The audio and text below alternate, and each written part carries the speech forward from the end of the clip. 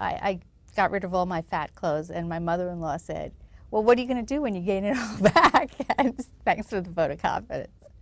My mother, who's 92, who I adore my mother, and I take videos of her and put them on my blog. And you can expect, if you know my mother, you would expect this thing.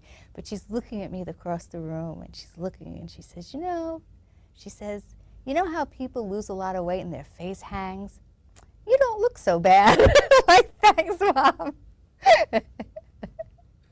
And then I did have a couple of neighbors over the course of time who didn't really know me that well come up to me and ask me, was I okay?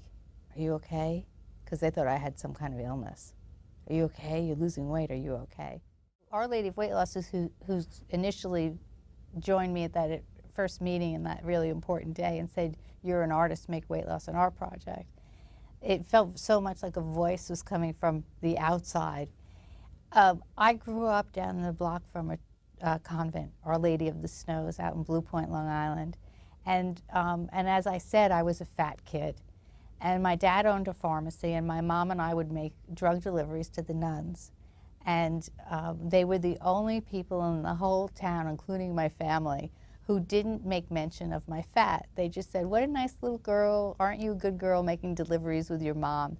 And I was so appreciative that they were just pleasant and nice and didn't make me feel badly about anything. And the other thing was that my friend Ginny, her dad, was a groundskeeper, and every once in a while we got to play on the grounds. So I would go to the statues of Mary, of the Virgin Mary, and I would pray. And I would pray that it's kind of sad because I was a little kid, but I would pray that I would wake up naturally thin and for white go-go boots. Second grade. This is my most, I'm sure I knew I was fat when I was 3, but this is just a really strong memory of feeling the humiliation of being fat. Was in second grade, in school nurse, you get weighed in and measured. And I'm dating myself, but back in the day when I was in second grade, the little girls would make a line, and you would be in your underwear and get on the scale, and somebody would be weighing you and yelling out the number. And that's how I know I was 112 pounds.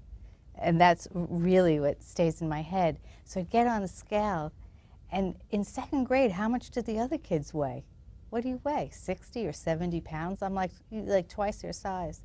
But happily, Beverly weighed 113. That's in my book. It's like, sorry, Beverly, she was the fat one. And I was saved from the humiliation of being the fattest by 1 pound. But what a horrible thing to do to kids. Well, again, it's my husband because he eats that crap, but he keeps bringing home that fried chicken. So what do you do with a husband who eats fried chicken? He's very cooperative. He's very supportive. He brings in 1 portion. He comes home, stops at the fried chicken place, brings home 1 thing.